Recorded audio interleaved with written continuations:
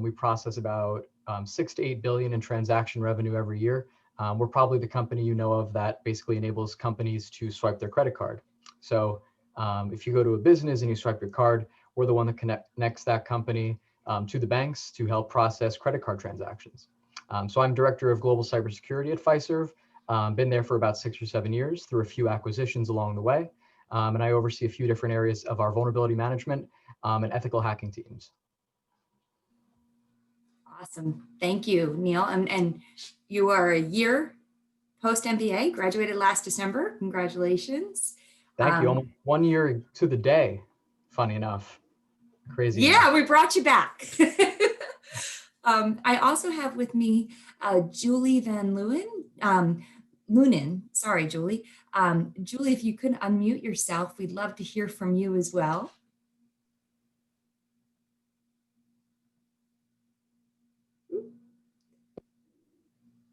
There we go. There we go. Yep, you got it. Okay.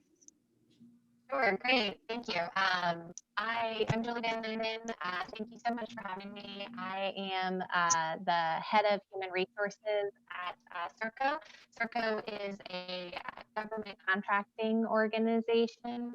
We're a global organization, though our U.S. division is based out of the Northern Virginia region, which is where I live today in DC Metro. I've been with Serco about 10 years now, and I worked in HR consulting and global mobility consulting before joining Serco, and have been in a variety of HR roles throughout that time with Serco over the past 10 years. I graduated in cohort 1 of the Executive Leadership MBA program in 2017. So actually my cohort just had a Zoom happy hour last night to get together to celebrate 3 years from graduation. So this is good timing for an information session to revisit the experience in the MBA program. I'm happy to be here. Awesome. Well, thank you guys both for being with me.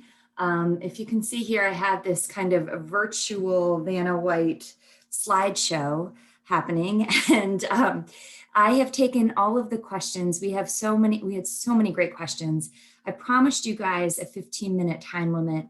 I'm going to try my best. We're going to try our best, but we are likely going to go over. So if you have to jump off, we are recording this session. Feel free to jump off and we can send you the recording. We have about 8 questions, and that makes about 2 minutes a question, a little bit less, but I think the answers are more important at this point than the time. So I hope you'll be flexible with us. So let's just dive right into our first question, and hopefully these will look familiar. I'd like to go to Neil for this question. What was the biggest challenge of balancing work, family, and the MBA program? And how did you or the MBA program help to mitigate those challenges? Yeah, no, for sure. So I'm actually in New York City, right? So the JMU InfoSec cohort meets in sort of increments of 8 weeks down in McLean in Tyson's Corner. So for me, it was a trip to DC, an excuse for a trip to DC once every 8 weeks. So built into that, I have a lot of connections and a lot of friends in DC. So that was always a really big perk. I think balancing work is, the biggest thing, right? Start there. Talking to your manager is a big part of it, right? So I had a really supportive manager in cybersecurity who valued the MBA as like a really big stepping stone in my career development. So she had recommended, going into it and doing that sort of continuing education as part of my career development within the company. So her support was instrumental, being flexible to let me take like a few days off every once in a while to study for a final, maybe go down a day early to DC to study with my cohort. We were always so intertwined with our, sort of scheduling of events. So I think having a support system built into your cohort made the difference there. Building those networks of people and friends in your group help sort of give you people to rely on about, questions and answers. Back in 2017 when I started the MBA, we were sort of ahead of the Zoom craze that is this year. So we were doing Zoom happy hours, just like Julie was, doing with her cohort. We would do that like, every few weeks. That sort of, I think is a sign of the times, right? Everyone's doing that now, but JMU always sort of put that e-learning first, and enabled that remote collaboration in a big way. So I think, first thing is, being open and communicative with your leadership and your management about what you want to do, how long it's going to be, and what it might entail. And then building those connections with your cohort to help give you that leg up, so that when you have days that you're struggling or you're behind, they can give you some insight into what you might have missed, some notes, or just a summary, right? Helps, and it really goes a big way to balancing some of that between all the different programs that you'll be doing at the MBA level. That was awesome. That was well said. And thank you for sharing that. I definitely think that you go through this program with the cohort. So, it's really a collaborative environment, and we all try to lift each other up and make sure, if somebody's falling behind, you're there for that person. So thanks for saying that. Our next question is, in your experience, did the JMU MBA program directly affect your career path post-graduation? If so, please give specifics how. And I'd like to go to Julie for this question. Sure. I think this is a great question because I got this question a few times right after graduation. And I graduated in 2017. And I remember thinking, okay, I have my MBA, now what? Like, now what's the big change when I walk back into the building at my office? And I candidly, that didn't happen right away. I graduated December 15th or 16th and went back to work on the 18th. And what did happen, however, is there are a couple things. I think because of my experience in the MBA program, I had a new perspective and confidence in a way to raise my hand for projects that maybe I wouldn't have before. And the other important piece is there's capability and business acumen that I think I sharpened through that MBA program that positioned me differently to work on projects that might not have been as relevant for somebody with an HR background like myself. I had the opportunity to work on special projects for merger and acquisitions and business strategy. And so all that to say, within a year of graduating, I got a rotation into a new role that I'll call a lateral move in HR. Which I think continued in terms of my development in my career, and that was relevant. And about 3 weeks ago, I was promoted internally to become the Chief Human Resources Officer at Serco. And I think it's all been cumulative. So MBA is building on the previous experiences I had and the rotations that I was able to raise my hand for. So 3 days after graduation, I might not have been able to pull that thread, but when I look back on my experience, I attribute a lot of my success to my experience in the MBA and the perspective I gained, and even over the 3 years since I graduated, staying in touch with folks and staying sharp on things and having that perspective. Does that help? It helped me. That was perfectly well said. Thank you very much. Moving right along, let's jump into question 3. Do you believe you were approached differently or granted more respect post-MBA as compared to before in professional settings, having those 3 letters after your name? And for this one, let's go to Neil. Yeah, I think about this a lot, right? When I was applying to MBAs in 2016, I think at the time, my goal was to have those 3 letters next to my name because I felt like having those 3 letters would get me to where I wanted to be. At that point, I was an engineer, with a company called First Data. And so that really was something that I figured if I had those 3 letters, I would be suddenly given all these opportunities, right? But what I think I learned over those 3 years, right? I was someone with a very technical background. I wasn't someone with a lot of experience at the managerial level. That is a sort of a continuous journey where over the 2.5 years that I did the MBA, I found myself better and better capable of handling higher sort of situations of executive involvement that I wouldn't have been able to tackle sooner, right? I think as Laura, as Julie said, right, there was a lot of these scenarios that you were better able to handle with some of that experience throughout the MBA, like business acumen that you might not have understood before. So that, 6 months before I graduated, at that point, I had made my way to manager. I was director at that point, and I was promoted into that role in large part what I would consider because of having those business skills acquired through the MBA. So I think having the degree now has given me a lot more legitimacy in that understanding. But a lot of what's enabled me to get there was just through the material that you go through in the MBA, things from accounting to finance to technology management. You really don't know what you don't know until you realize, like, oh my God, there's so much to this that you learn throughout a 2.5-year program. I hope that helps, right? I definitely feel strongly about that one specifically. Well said. I often, from personal experience, I graduated in just this past May from our innovation program, and I went into the program for those 3 letters. And what I walked away with was so much more and a confidence that I really didn't even realize how much I needed.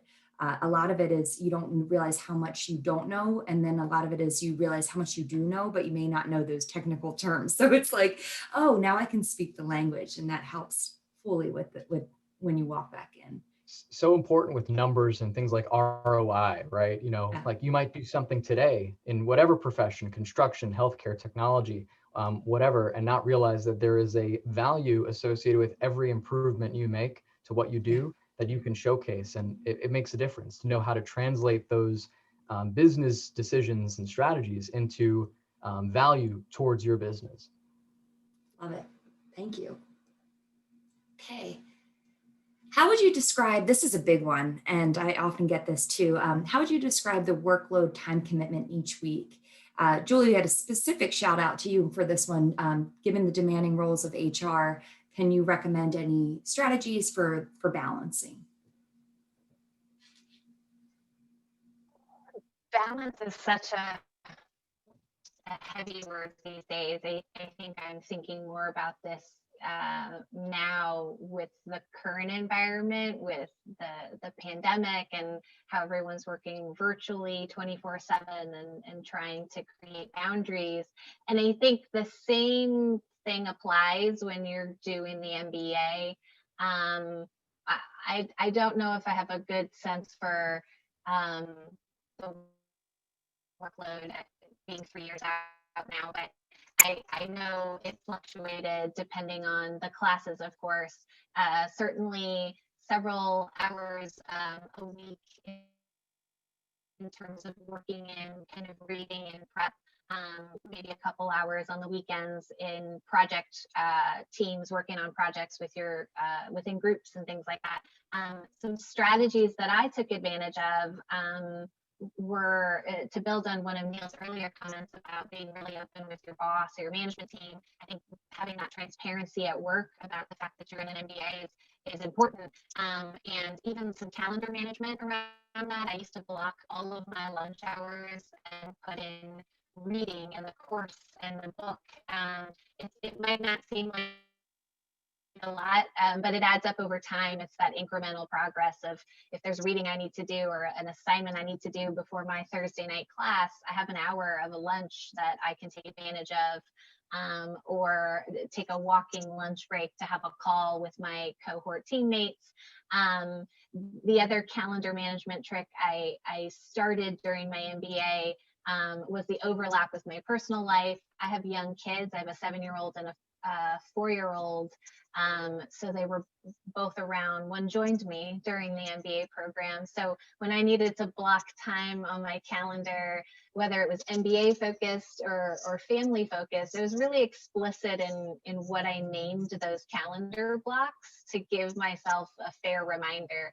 I found early on in the program that if I just put the word block, that it would very easily get eaten into by whatever the fire of the moment was. So I think being strategic about your time management and knowing what's going to be valuable to you, and kind of trigger that level of significance. I think those things can help you build those reminders in to be more successful. That was great. I often talk about these hacks. I have young kids as well, Julie, and one of my things was my commute to and from work. I downloaded a PDF reader, and it would read a lot of my cases, out loud, or if there was an audio book, always go for that version. Oftentimes professors will assign TED Talks and podcasts and things like that. So getting a little bit more relevant with, not everything's a case study. It's, you can listen to some of these things more, but there are hacks, and you'll kind of discover those, I think, with your cohort as well, in sharing them. I call them hacks. Totally agree. Yeah. All right, question number 5. We're going to go to Neil on this one. What is the best way to prepare for the program start date? What tools and skills did you equip yourself with before beginning the program? Yeah, this is a big one, right? Because you don't want to get into grad school, an MBA program, and suddenly feel like you're completely unequipped to start writing essays. I remember back in 2016, I had just come off of doing the GMAT and studying for those exams. So ironically, that was a sort of prep course in itself. Just, using a little bit of that time outside of working hours to be, preparing and studying towards something. And then, after I got accepted and was already aware that I was going into it, I think I read a book like from start to finish in like a week, just as like a preparation for getting into that mode of doing that much reading. If I could do it all over again, I'd probably do more writing, like a little bit more just thoughtful and intentional writing about anything really, like, something I cared about at work or something I cared about at home. I think at work, I was doing a lot of writing for work-related reports and other things like that. But having a little bit more time set aside to do that might have been a better ease into it. So it was a little bit easier to start writing and waking those skills up after a few years of being out of undergrad. It's also funny because oftentimes your first year you find like, oh, I have to write a paper. By the second year, like, oh, I got to just pop this out. It's almost like a fitness regimen. You get much more skilled as the program goes on. We are at 20 after the hour. I just want to recognize that if you have to hop off, we understand. We are going to continue forward. I do see that my internet connection is kind of bouncing, so I apologize about that. Hopefully you can hear me and we can move on to question 6. So let's go to Julie for this one. What is the one lesson that you have kept from school? What was a story surrounding that lesson? This is a tough one to pick just one. But I think the one that I keep coming back to, even 3 years later, is around essentialism. And I think this theme shows up in almost everything I talk about with the program, and even some of the hacks you implement to be successful in balancing an MBA while working with family are all hacks that you continue to need to balance those things in a different season in your life. And early in the MBA program, I think in my first class, we read Essentialism, The Disciplined Pursuit of Less. It's a book by Greg McKeown, I think. And I read the book, I had it on audiobook, and I found that I was using themes from that book to coach folks in my own organization back at work, around how to really focus in on what problem are we trying to solve, what's most important today. And what I found is that that resonates. The challenge of having too much to do and too many objectives and not enough time resonates kind of universally. And so helping other people be more effective in making decisions around where to focus. There's a great drawing, I think, on the book cover that's described in the book of the difference between kind of drawing a straight line and an arrow in terms of making an impact or making a choice and then going in that direction versus kind of scribbling in a circle or going around and around a problem and only making an inch of progress in 1,000 different directions because you've overcommitted yourself. So I think that theme shows up in some of the hacks we've talked about tonight around how to be successful during the program, but that skill that you learn with your cohort during the program is so important in kind of going back to your real life, right, with your job and everything you do going forward. So that's been meaningful. It was meaningful then, and it continues to resonate for me now. Awesome. That it's like you gained hours, right? Hours you didn't know you had, and now you still have them. It's nice. I'm always trying. I'm always trying. So, Julie, let's go back to you for this question as well. What was the one class you loved and you did not expect to, and what was it about this course that you loved? Sure. I think so. I came from a political science and HR people focused background. I had an undergraduate degree in international affairs. So I went into the program. I had to take a couple prereqs in accounting before starting the program. But I went in nervous about some of the finance programs or courses and found actually that those were some of the most interesting and most valuable to me. I think the one that surprised me, though, to reframe that, was the enterprise IT systems course. I just didn't think I was going to enjoy or care much about that. But actually, I think especially in the world we're living in today, how important it is to enable an organization through technology, and that it shows up in everything we do. And I found that to be surprisingly interesting and enjoyable and relevant. And I think it's because there's so many new innovations in tech. And as an HR person, the way to improve employee experience through better technology is kind of cutting edge in terms of how to be better HR people. So those are a couple examples. Awesome. I love that you from the executive leadership program liked an information security course. That is great. That is great.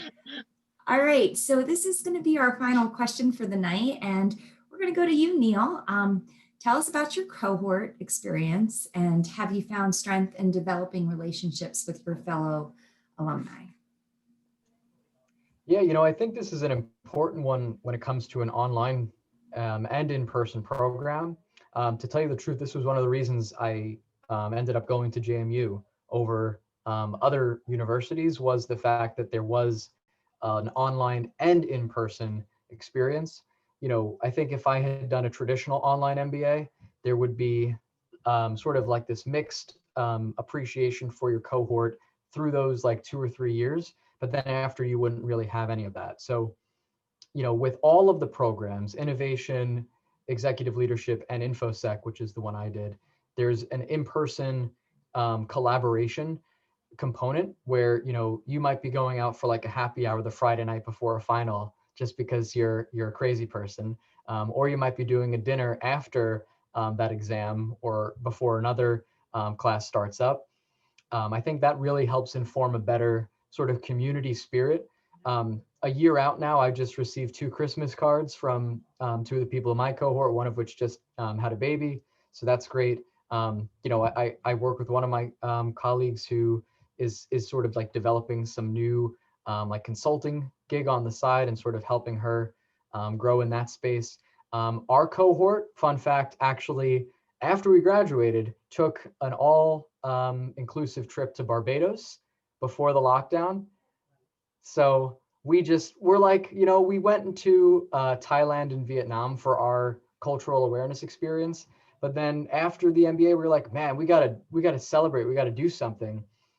So we all bought tickets to like this all-inclusive resort in Barbados, and we just spent like a week there, and it was great. We drove jet skis. We like went and saw like the local like eateries.